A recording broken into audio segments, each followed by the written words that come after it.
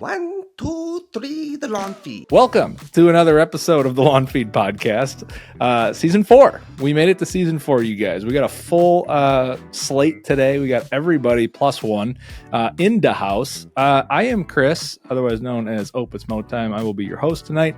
Alongside me, as always, is Andrew from the Dad Bod Lawn and Vince from Rooted Lawn Co. What's up, gentlemen? Hey. Vince, welcome back from the dead. Thank you. We're back. You look better than you sounded from the last episode or prior to the last episode. So glad to see you pull your color back. And thank you. You're with us. It's good to be back. It's good to have some color back. We have a guest on, a familiar guest, TJ from the.lawn.dad. Welcome back, my friend. You nailed it. What's up, guys? What's up? Tej. So we got the whole country covered, and we're gonna. Things are heating up. No pun intended. Down there, in your neck of the woods, transition zone. It's January, but transition zone, warm season. It's going to be time to start talking about planning and stuff like that, especially going into the springtime, which is insane to think about because we're like freezing. Crazy. Up here. It's crazy to think about, but lawn season's almost here. Yeah. So we called you yesterday to come on, and he's like, "Hey, I don't know if I'm going to be able to do that because got this morning, which you'll tell us all about. It's going to be interesting. So we're happy to have you. Thanks for carving us in. No pun intended. We're going to talk weed control in transition zone and warm season grasses tonight. So before we dive deep into all of those things, let's thank some of our friends. Yeah. Let's thank our friends over at Twin City Seed for powering this episode and Season 4 of the Lawn Feed Podcast. Twin City Seed offers elite and quality custom blends of grass seed to homeowners, turf professionals, and more. Home of the new Resilience 2, Blue Resilience and Fielder's Choice blends, and many more. Shipping to all 50 states. Check them out at twincityseed.com and twincityseed.ca for all you Canadians. And be sure to check out the banner on their website for the code for free shipping, along with their 15% off sale happening now through the end of February 2025. That is some big savings, so stock up for your projects in 2025. 2025. That's 2025. That's a big win to get some more steep discounts before spring starts to get into that pre-sale. Some what discounts? I don't know. More steep? What do you say? Some steep discounts. Steep. More steep. Steepest. Got it. Yeah. Okay. Yeah. I think we all heard that differently. Okay. I think you did. Yeah. I'm glad we cleared that up. Yeah. As you can tell, we're still, kind of shaking the dust off from Season 3. The holidays. It's the holiday hangover. We're still shaking the snow off. Still shaking the snow. We don't have snow. Used to snow here. It doesn't I do. anymore. I think it's snowed more in South Carolina than it has here all year. Really? That might be true. Someone's fact checked that for us and let us know. Interesting. Well, that's not a win for you guys because you're going to be coming into already a drought into the spring. But before we get into all that and speaking of wins and losses and stuff, let's do some dads, wins, and losses. A lawn feed tradition where we tap into who we are at heart. Dads! This is Dad's Wins and Losses, where we tap into our inner dad bod father figures and highlight some of the recent wins we've experienced as parents, and of course, vent about the embarrassing losses we take each and every day as dads. I love you, Daddy. All right, TJ, since you're here, we always make our guests do a 1W and 1L, and we'll snip it on over to you. I knew this was coming, guys. I specifically prepared for this moment right here. You planned the vasectomy before a podcast. Back a couple months ago, I planned the vasectomy to happen the day of I was on this podcast. So yes, you do this on like Masters weekend, but that's cool. Yeah, I'm glad you could cut us in. Is either Masters weekend or being a guest on this podcast, and I had to choose this one. So His priorities are awesome. So my win is we are having no more kids. Woo! Save that money. As of 1:32 p.m. today, we are not having any more kids. So that's a win. that was only like Do they 5 announce it hours like a ago. time of death? Like whenever you They hear do. sterile, they're like 132 sterility time. Yeah, Vas deferens out 1:32 p.m. Sorry, bro. Uh, So And give us a then, snippet of how that went. Yeah. oh boy. Sure, I'll do that. Little snippet of how it went. So actually, my wife ended up knowing the surgeons. She works in the healthcare industry, so she knows the surgeons. So she got to be a part of it, which is kind of cool. Did she do it? She did not. Did she? No, Oh. she did not. Did she For find it? liability You weren't looking reasons, that she did close though, not. TJ. I don't know. But no, she was in there, so I got some moral support. She was stroking my hand, not making sure I was doing okay, giving me What words of cloud were you affirmation. Dude, I was on cloud 25. So this was my first experience with gas, so like nitrous oxide. I've never had a surgery before, so I've never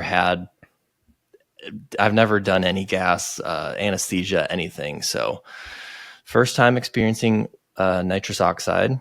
And if anybody listening is scheduled to get a vasectomy or wanting to get one, say yes to that. No matter if it costs a little bit more, just do it.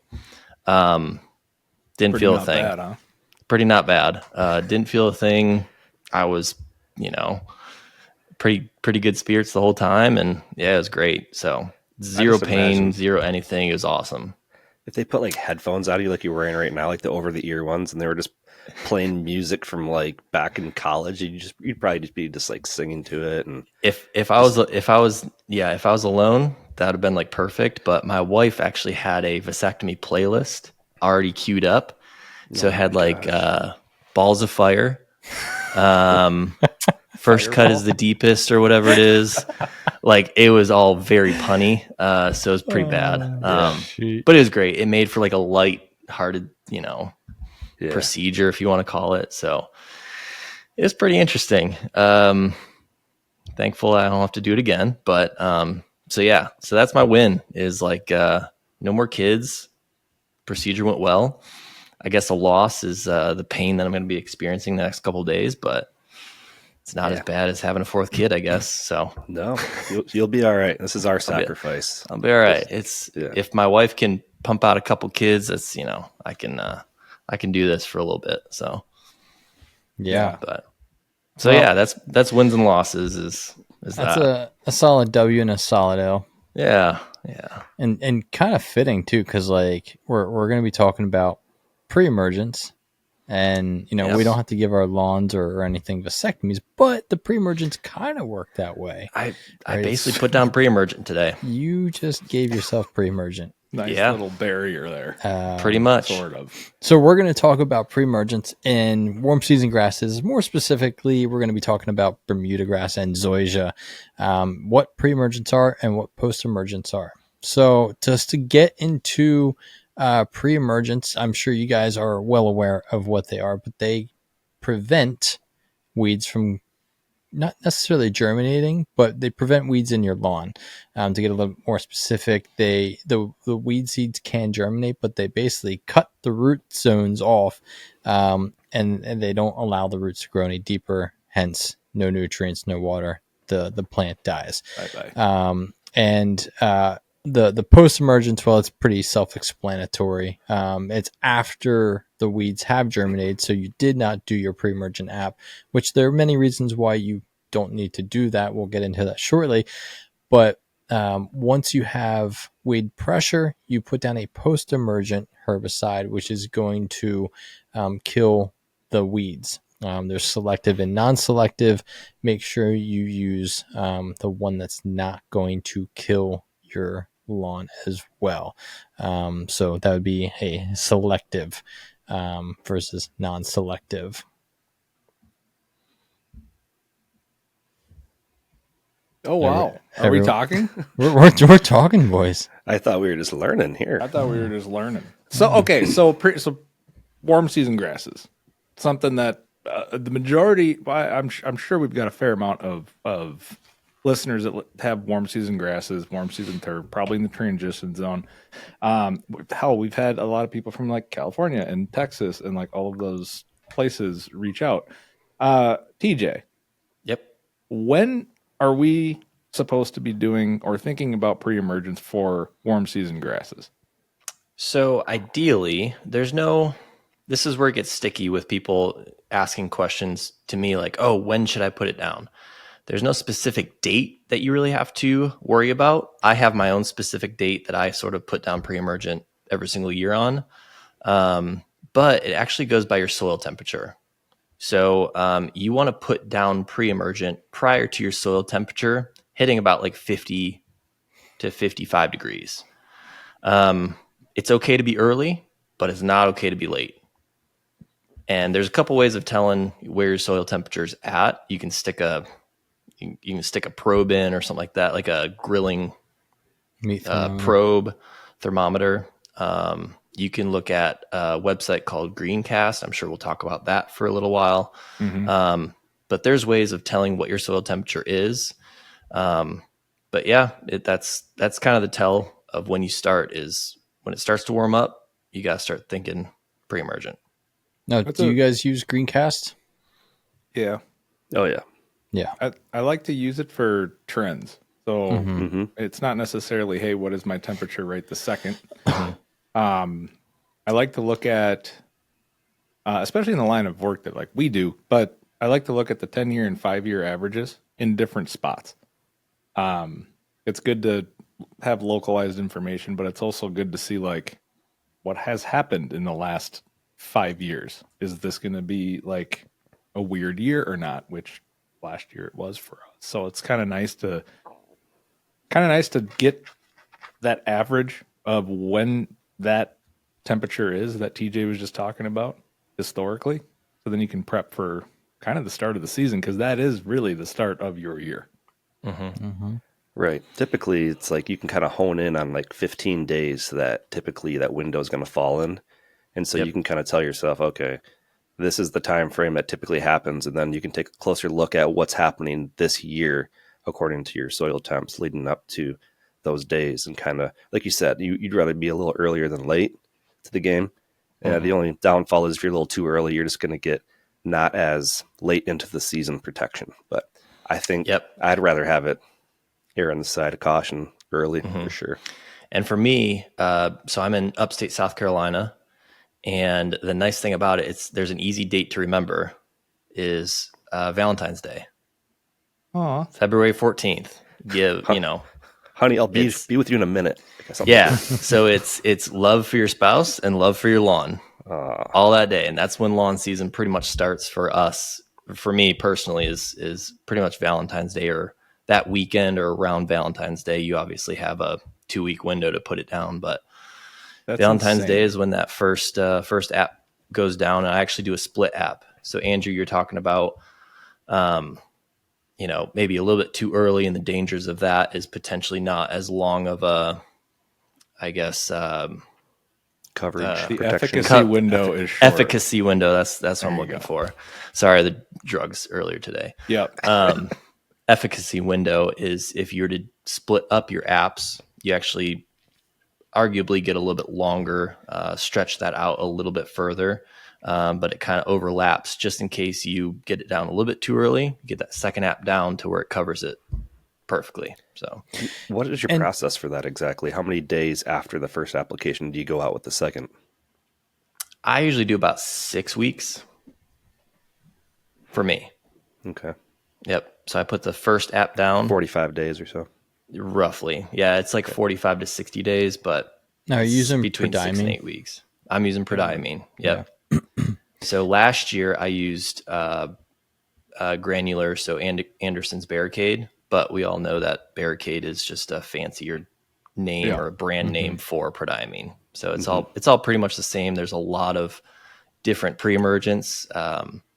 I think dithiopyr is also, what's that, dimension? So there's like a bunch of, generic names, and then there's like street names and all that stuff. So, but yeah, names. One of the prodiamine is what I'm using this year. One of the benefits of split apps as well is, prodiamine, they have root pruning, as we mentioned in the beginning, like your vasectomy.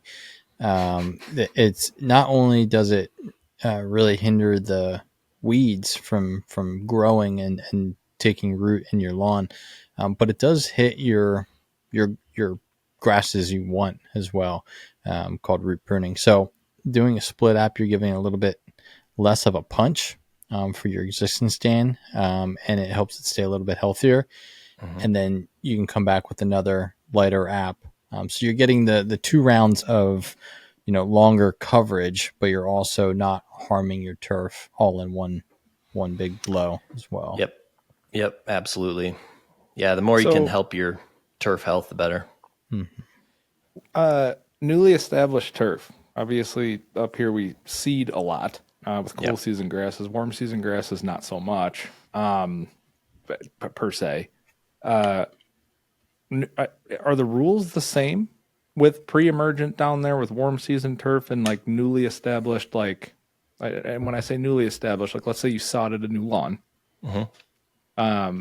My assumption is that it is the same rules. Is that you probably shouldn't do pre-emergent in a specific window after putting the sod in.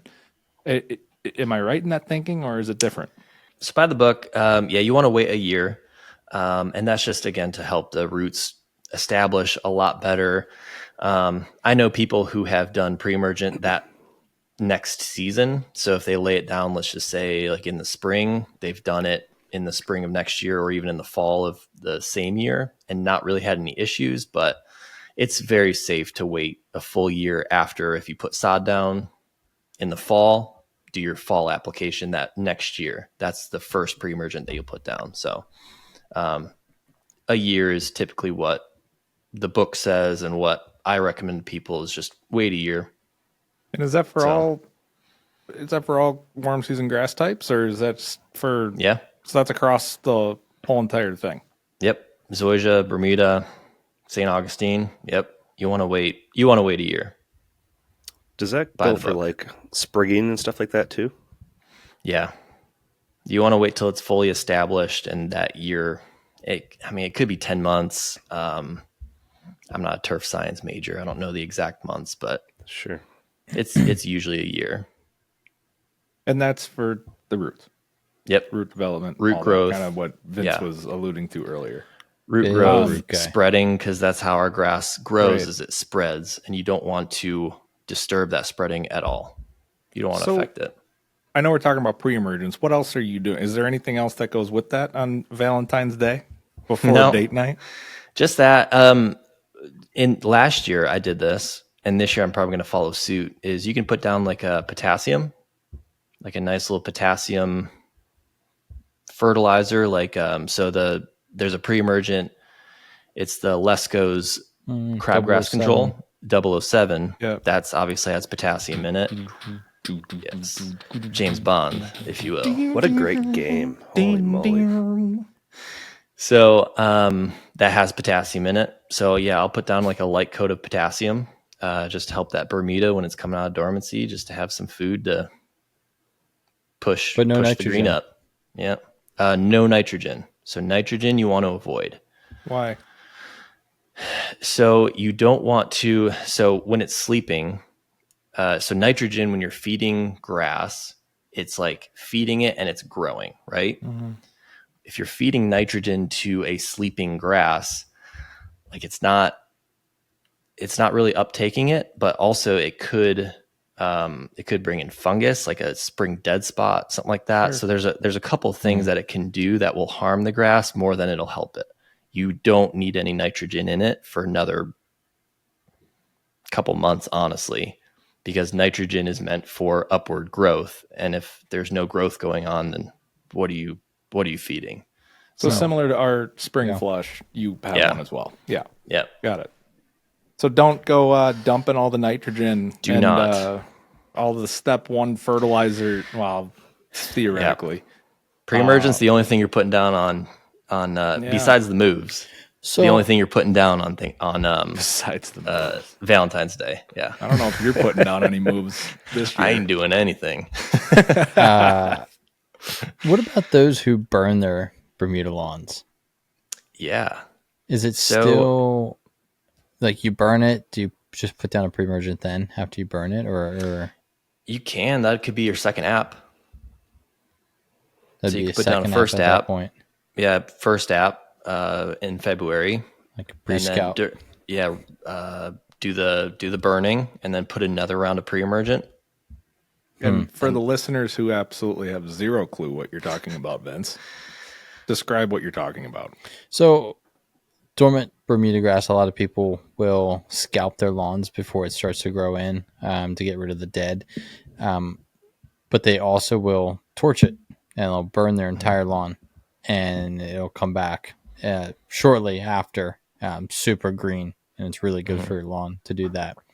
So a lot of Bermuda folks will burn their lawns. And also it'll take care of the weeds and stuff that are in there too. Yeah, so a huge benefit is if you got a big lawn, imagine scalping and bagging that entire lawn. So over the winter, if it was at 2.5 inches and you're taking it down to dirt, you got 2.5 inches of 15,000 square feet, whatever your grass is. That's like 50 brown bags of grass clippings. So by burning it, you're just burning it. Taking care of it. It's taking care of it. Now there's obviously A control risks. burn. Yeah. Yeah, be so careful. Like if anybody's listening and wants to do it this year, like make sure you have hoses ready, you have everything prepped and all that stuff, because it can get out of hand pretty quickly. But I mean, yeah, you just burn it and it takes care of all the scalping for you. You've done that? I personally have not. I might do it this year to a section of my yard just to like do like a pro and con. Like, hey, everybody says this is the way to go, but like, is it? I'm always going to test theories and stuff. So Sounds fun. More to come. Yeah. Except for Start DJ. small. Next year you do the whole lawn. just do the whole neighborhood, you know? I may do the whole neighborhood, just You accidentally. want your It's shrubs not gone? I'm your California. guy. I got you. Water down your houses before I get there. Yeah. Pre-water them. We are sensitive to what's going on out west. Yeah. Oh, shoot. 100%. Yeah. Oh man. Yeah, it's interesting. It's cool that it's so similar. Like I think that people say like warm season, cool season, and it's like they think it's two totally different things, which it is. But a lot of the practices like this, there's a lot of similarities to it. Yeah, at the end of the day, they're all plants. Right. You're going to take care of a rose bush similarly to a azalea. You know, they're both bushes. They're both plants. I mean, similar. Come on. Talking bushes now. Here we go. I mean, You lost roses, me. if we're going to Never get mind. technical, Never mind. it's the nitrous speaking. I'll let you slide on that It's one. it's the drugs today. Sorry. He's sharp today. No pun intended. Yeah. It's all good. So, all right, we did our pre-emergent. Maybe we skipped it because we were getting vasectomies. We now have weeds in our lawn. So there's a couple of different post-emergents. Yeah. Post-emergent. Post-emergence? Post-emergents, you know, those things. Herbicides and emergents put together is Yeah, emergents. Yeah. It's a herb situation. It's a herb situation. So Are you herb or herb, TJ? Herbicides. Herb. Herb. Hard H. Herbicides. All right. Yeah. Proceed. okay. Yes. So you need some Post Malone on there. What are some options that you can use for Post Emergent? Yeah. So my favorite post-emergent is Hemorrhage is going to be Hemorrhage? We don't want hemorrhaging. certainty. So there's a couple, but There's a certainty. certain chance. No, okay, sorry. Certainly you'll get rid of your weeds. No, Certainty herbicide is a post-emergent weed killer for Bermuda lawns. Is you can literally spray. You can spray everything and it'll kill it. Now the only thing that it Certainly. really doesn't kill is going to be crabgrass, which is going to be a big prodiamine thing. If you didn't put out enough prodiamine, you're going to have crabgrass, but it doesn't kill crabgrass and Dallas grass. Those are really like the two biggest things that's not going to kill. But What about annua or like bluegrass or anything that's popping up? that also works. I can't think of the chemical that is pretty popular. Negate is one that's pretty popular. Okay. I think like No, it's velocity. No. That's not it. Not velocity. No, not velocity. Edit that out. What is it? Oh, what's What do you Well, guys do to just kill saw the this cool? 2 What do you days do to ago. kill the cool season grass? You I use know. certainty. Yeah, certainty. Okay. I feel like there's a different name though. Chris is there with me. we're on the same page, except like it's not what I just said. So there's certainty, there's Celsius, there's Certé, there's quinclorac is the one that kills crabgrass and Yeah. the things that the things that certainty doesn't kill, quinclorac will, but it won't kill Bermuda, which is nice. Yeah. Or Zoysia. Negate, that really takes care of Poannua. Image for nutsedge, which is like a super easy DIY. You can go to Home Depot and grab this thing. It's Image for nutsedge. That's kind of like it's in a white bottle, I believe, but it's labeled for nutsedge, but it's going to kill grassy weeds. So Poannua is a grassy weed. So Yeah. A lot of this stuff it can be at a big box store too. mhm. You don't have to buy concentrates. Obviously, concentrates and backpack sprayers are going to be your best bet as far as cost and stuff. But there's tons of hose end sprayers too. Yeah. So springtime, 2,4-D. So anything with the active ingredient 2,4-D is going to take care of anything that's like a broadleaf. Mm-hmm. And then like that Image from Home Depot is going to take care of those grassy weeds. So yeah, it's more DIY options there. Cool. Yeah, for that post-emergent. So then for the rest of the year, you obviously you guys get an early start in comparison to what we do, because February What you do. 14th. Vince, you're not far behind him, but like February 14th, that's like insanity because we'll be joining you in May in these northern states, April or May. But other times of the year, I know we're not there, but there's all sorts of weeds that pop through at other times of the year. What are the other target dates for you? So really it's after that 45 days, I'm personally not doing anything else as far as pre-emergents go, because I'm seeding in the fall.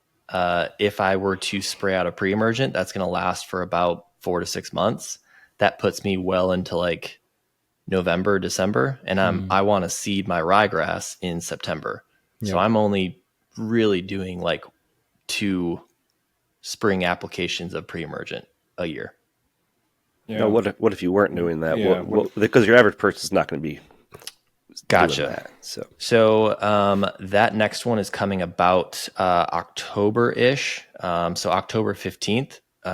I love to use what's called Spectacle Flow. It's going to be the most expensive option, but Spectacle Flow on your end. No. Spectacle Flow, it is like the bee's knees when it comes to fall pre-emergent. That will set your lawn up for years to come if you use Spectacle Flow in the fall. It's such a great investment, such a great pre-emergent, and like you just won't struggle with weeds. Every single time that every fall that you use it, your weed pressure will go down significantly each year. It's such a great pre-emergent. Spectacle. What's the active ingredient in that? Is it something different than prodiamine or dithiopyr? Yes. So it's like its own proprietary thing. Yeah. Now you're making me look something up. Dang it. No, it's fine. I've never even heard of it, so it's not a big deal. While you're looking that up, what TJ was mentioning earlier with what he does is he has Bermuda, but then that'll obviously go dormant. When the fall time comes and going into winter, it's still warm enough there. He will seed his lawn and what he did this year was perennial ryegrass. So if he is seeding like us in the cool season zone or transition, but with a cool season grass, that pre-emergent will hinder your ability to not only prevent the weeds, but it will also prevent the grass seed from popping up. So something Takes care of also weeds to keep and in grass. mind. Yeah, weeds and grass. Pre-emergent don't care, as Vince was talking Does about its at job. the very beginning, selective versus non-selective. So And Danzaflam is the active ingredient in Spectacle Flow. For all Isn't you that like nerds out a there. lyric? Black Betty, Betty, a dance of Dance fire. lamb. Oh, Black Betty. but Dan's a flam. We should have AI Betty make in us the a house. country song about Danzaflam. Sounds like a nasal decongestion. Yeah, I actually sang that with a medication at work before. I forgot what the medication was. It was like midazolam. Midazolam. Yeah. Oh, Blackberry, midazolam. Whoa. Yeah. Bam, lamb. I don't even remember what the name of this stuff is now. Gosh dang it. Anyways, I'll watch it back. No, what did you say? That was the other one. That Spectacle was the flow. Testicle flow. Got it. Testicle flow for TJ. Testes. Gotcha. No, Got none it. of those for me. Yeah. Got it. There's another term, but I think it's sterility, I think is what they call it. Yes. Yes, Sterility. sterility is the other name. Yes. Yeah. But cool. No, pre-emergent is if you can just do that in the spring and in the fall, man, your lawn is just going to be so much better. That Bermuda Zoysia southern grasses will just be able to grow and just like soak up all the nutrients because there's just no weed pressure, and your grass can be so much better. Sweet. Yeah, absolutely. Just Well, like there cool you have season, it. but Pre-emergence and post-emergence. It's those of you that are, cool season, listen to this. It's pretty close to the same thing, like Chris was saying, same thing as, warm season, cool season. There's a lot of similarities, a lot of the same products, just different timings. So it's cool to learn a little bit more about that. Any last kind of closing thoughts on either pre-emergence, post-emergence, or more importantly, other random lawn tips that people in your neck of the woods should be kind of focused on for spring? Don't put out nitrogen too early. Just wait until your grass is about, I would say 50 to 75% greened up. It'll green up naturally. It's got food stored in there from the fall applications, so you're fine. Everybody likes to jump on the growth. Everybody's ready to try out their new mowers and stuff like that. So just pump the brakes. Put out a good nitrogen fertilizer when it's about 50 to 75% greened up. But yeah, just get ready for lawn season, guys. It's going to be a good 2020-25. It's gonna be 2020-25. Yeah, feels like it's going to be living in the 2020-25. So We're there really you go. advanced here. According to Andrew, it's 2025. 2025. 2025. It's going to be a TJ. good year. Thank you for sir. joining us after your vasectomy, after Yeah. your snippy snip. Where can people Yeah. find you? You can find me on all social media channels as @the.lawn.dad for most of them. Facebook, Instagram, TikTok. What else did I leave out? All the other YouTubes. ones. All the other ones. YouTube, all that stuff. MySpace. Plan on Also. doing some, MySpace. Plan on doing some YouTube content, a little bit longer form content this year. So I'm pretty excited about that. So, 2025 is going to be great. Catch you outside. Catch Catch you me outside. outside. Well, it's always a On pleasure Valentine's having Day. you. It's always a pleasure having you on. Thank you for coming on such short notice. Before we wrap, go check out thelawnfeed.com and go elevate your lawn apparel by getting a t-shirt, getting a hat, getting whatever. It's lawn season, apparently, in the South. So that's cool. We'll be joining you in a little bit, but use promo code BRAD15 at checkout for 15% off your entire order. On behalf of all of us over at the Lawn Feed, good luck with this week's venture of parenthood. You'll need it. And we'll catch you in the next one. Bye-bye. See ya. Go get a new bag of frozen peas, TJ. Peace. Peace.